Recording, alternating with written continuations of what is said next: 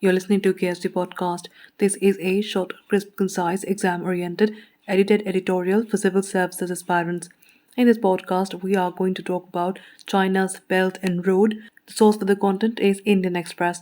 External Affairs Minister S Jaishankar told a virtual meeting of the Shanghai Cooperation Organization hosted by Chinese Premier Li Keqiang that connectivity projects should respect the sovereignty and territorial integrity of member states and respect international law. Jaishankar's statement is seen as a reference to the Belt and Road Initiative, that is BRI, a massive multinational multimodal connectivity infrastructure project promoted by China. India does not support the BRI and has declined to join the project. A joint communique issued at the end of the meeting said Kazakhstan, Kyrgyz Republic, Pakistan, Russia, Tajikistan, and Uzbekistan reaffirmed their support for China's BRI and to work jointly to implement the project. The major reason India opposes BRI is because it passes through Indian territory that is illegally held by Pakistan.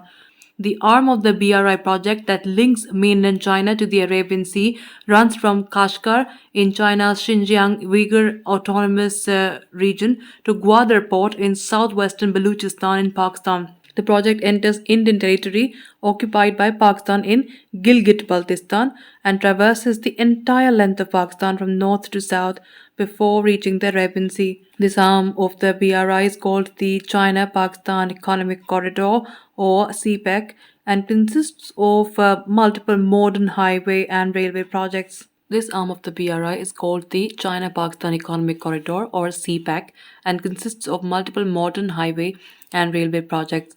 It involves the planned rebuilding and upgradation of Pakistan's National Highway 35, the Karakoram Highway or China-Pakistan Friendship Highway that goes from the Khunjura Pass on the Xinjiang border to Hassan Abdal to the northwest of Islamabad via Gilgit and Mansehra, and the upgradation of the highway that links Gilgit with Skardu to the north of the line of control, that is LOC. India has repeatedly voiced its concern and opposition to the CPEC and flagged the violation of international law in its building by China and Pakistan.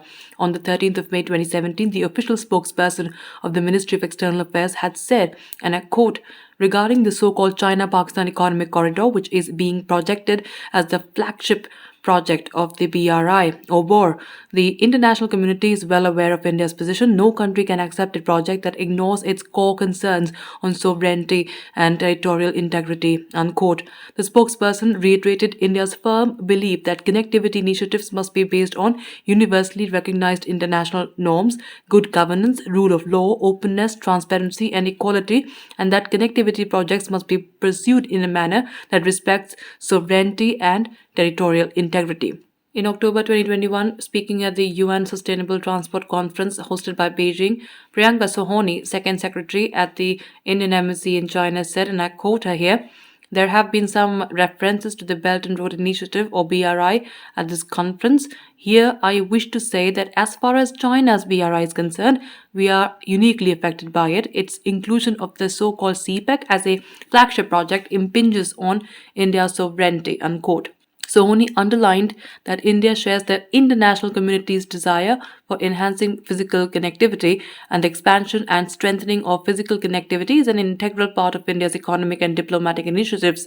India, she said, believes it should bring greater economic benefits to all in an equitable and balanced manner. Interestingly, media reports from the time noted that the Indian diplomat's mic curiously went silent while she was highlighting New Delhi's objection to the controversial projects.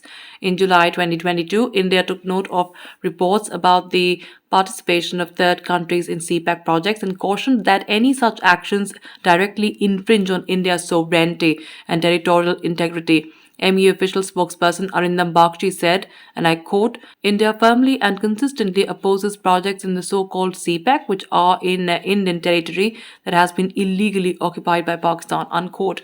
Now, as far back as in 1994, India's parliament had resolved unanimously that the entire former princely state of Jammu and Kashmir belongs to India and that India's position has been clear and consistent in this regard. On the 11th of March 2020, the government told Parliament that India's consistent and principled position is also enunciated in the Parliament resolution adopted unanimously by both houses on 22nd of February 1994 is that the entire Union territories of Jammu and Kashmir and Ladakh have been, are, and shall be an integral part of India. That's it for this podcast. Thank you so much for listening. To join KSG India courses and to crack the IELTS exam, visit ksgindia.com. You can also get a PDF of this podcast on ksgindia.com. Thanks for listening and do subscribe to our channel.